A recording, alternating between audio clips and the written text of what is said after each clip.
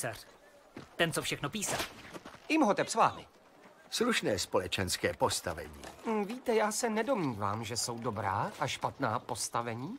Kdybych já měl na tomto místě shrnout svůj život, řekl bych, že ho poznamenala především setkání s lidmi, kteří mi podali ruku možná ve chvíli, kdy jsem nemohl, kdy jsem byl opuštěný. A je navýsost kuriózní pomyslet, že osudy určují náhody, setkání, protože když člověk na něco aspiruje, na něco dokonalého, krásného, může se stát, že nenajde jaksi vhodný protějšek, řekl bych, zrcadlo, kterému pomůže kupředu. To ale naštěstí není můj případ, jak jsem říkal, protože já naopak, já jsem mohla, skládám za to dík životu. Děkuji životu, opěvuji život, obtančuji život, jsem pln lásky. A když mi dnes tolik lidí říká, ale kde se v tobě bere všechna ta lidskost, odpovídám zcela prostě. Říkám jim, že je to láska to, co mě pohání, abych se pustil do technického oříšku, avšak zítra kdo ví, zítra možná, abych se dal do služeb společenství, abych učinil dar sebe sama.